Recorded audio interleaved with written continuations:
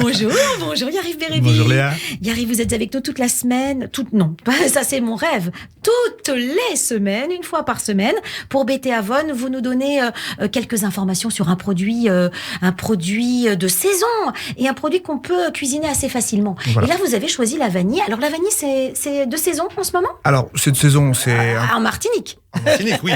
Mais c'est un produit qui se consomme toute l'année parce que c'est une épice qui met du temps à produire, qui met une année entière, quasiment 10 mois. Et en fait, c'est un produit aujourd'hui qu'on va petit à petit le voir de plus en plus avec la période de fin d'année. Donc, on va commencer bien sûr avec les beignets de Hanouka qui vont bientôt arriver, bien sûr. Les bûches de Noël, les galets des rois. Donc voilà, on va commencer à trouver de la vanille un peu partout dans les boulangeries, pâtisseries, voilà. Mais je crois qu'on l'utilise toute l'année en fait, et on la met dans toutes les pâtisseries. Pourquoi ? Qu'est-ce qu'elle a comme qualité cette vanille ? Est-ce qu'elle permet de diminuer le sucre, par exemple ? Alors aussi, oui, parce qu'il y a la vanilline qui aujourd'hui permet de donner cette saveur un peu sucrée sans forcément sucrer les plats. C'est vrai qu'aussi c'est un épice qui coûte très cher, qui a vraiment augmenté ces 10 dernières années. Ouais, je sais que c'est très cher. Voilà. La bonne vanille.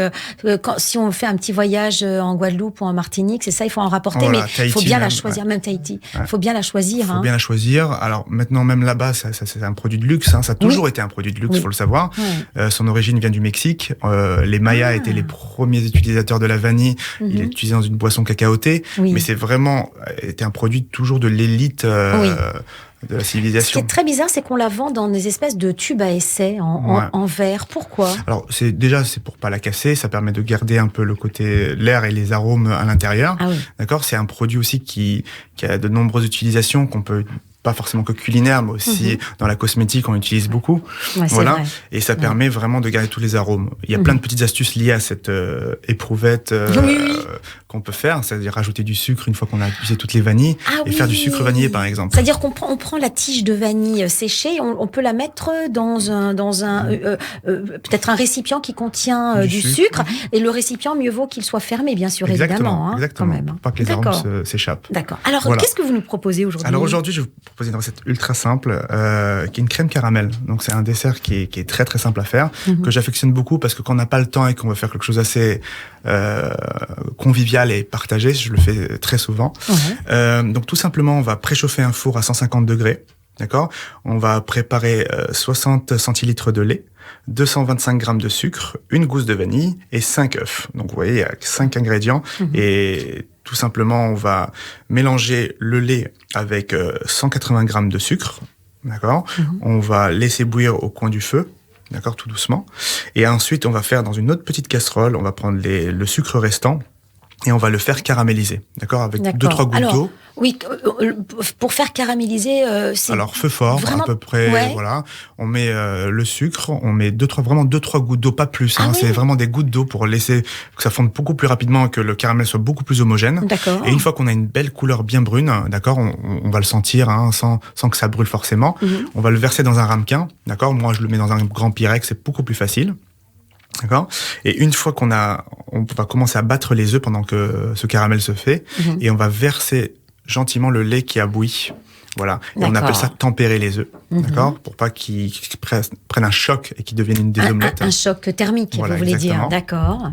Et tout ça, une fois que tout ce mélange est fait, une fois qu'on a mélangé les œufs, le lait, le sucre, et la vanille, bien sûr, on va le verser dans le Pyrex où on a préalablement mis le caramel au fond. D'accord, voilà. Tout simplement. Tout simplement. On va mettre ça sur une plaque à l'intérieur du four qui est encore une fois à 150 degrés. Et on va verser de l'eau, dans une bouilloire, on va verser de l'eau chaude tout autour du Pyrex. C'est-à-dire, on va mettre dans la plaque et on va appeler ça un bain-marie. On va cuire au bain-marie. Bien sûr, bien sûr. Pour ne pas agresser la cuisson et qu'on va cuire ça tout gentiment à feu doux et pendant 45 minutes. Voilà. Et au bout de 45 minutes, on sort. A le résultat. Le résultat, il faut laisser refroidir. Donc, on voit une petite... ça a pris, c'est quand même une petite gelée, une texture de gelée. On va mettre un film et on va garder au frais. L'idéal, c'est une nuit pour que la vanille s'infuse encore plus et qu'on ait vraiment un goût bien prononcé du caramel et de la vanille.